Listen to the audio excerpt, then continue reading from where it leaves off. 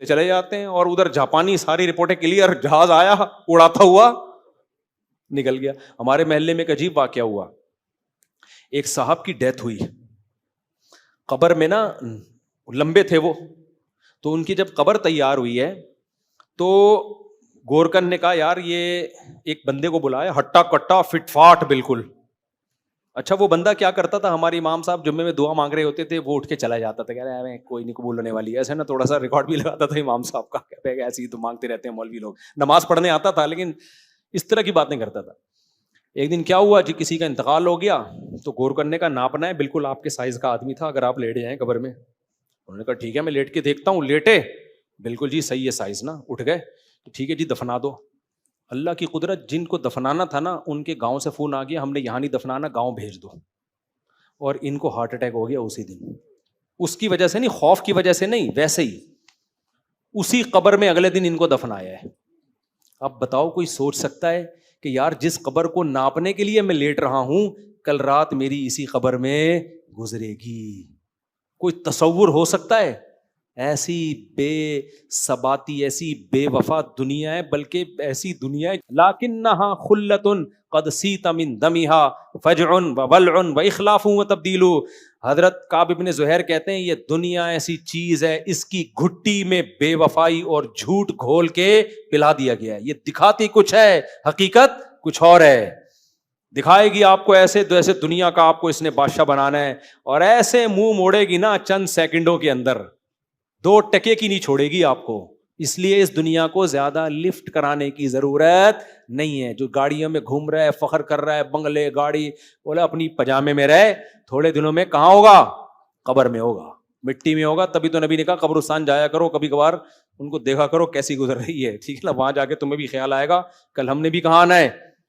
یا میں ایک دم قبرستان گیا تو ہمارے ساتھ 2 احباب بھی تھے، میں نے کہا بس ہم بھی آنے والے ہیں. پھر میں نے گھر آ کے بھی بتایا، میں نے کہا پٹے پہ لیٹنا ہے تھوڑے دنوں میں. ہم لوگ گھر والے کہنے کیا باتیں کر رہے ہو بھائی، کوئی اچھی بات کرو.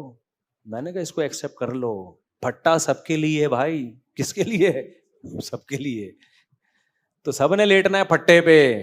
تو میں نے ان کو سمجھا رہا تھا، اتنا لمبا تو ان کو نہیں سمجھایا میں نے، تو آپ کو زیادہ سمجھا دیا میں نے، حالانکہ آپ کی تو فیکٹری بھی نہیں ہے، لیکن کیا کریں.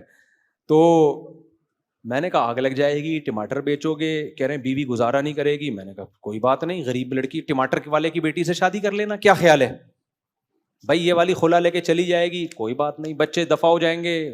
ایسے بچوں کا کرنا کیا ہے بھائی، جو تم باپ کی غربت میں باپ کو باپ ہی نہیں مان رہے، کوئی بات نہیں. ویسے بھی بچے قبر میں دفنا کے چلے جاتے ہیں کہ نہیں چلے جاتے؟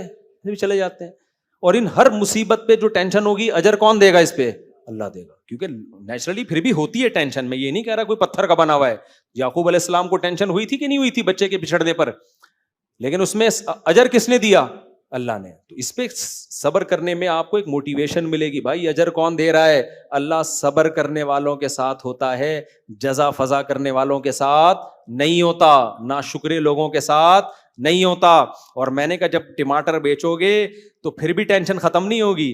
پھر بھی ٹینشن اس صورت میں ختم ہوگی کہ جب بیوی بھاگ گئی، بچے بھی مارکیٹ سے شارٹ ہو گئے، اب آپ کسی ٹماٹر والی کا رشتہ تلاش کر رہے ہو. پھر جب کوئی آپ کے پاس آئے نا اور کہ کیسی گزر رہی ہے، تو اگر آپ نے کہا نا بڑے برے حالات ہیں، تو اس کا مطلب آپ نہ فیکٹری میں خوش نہ ٹماٹر.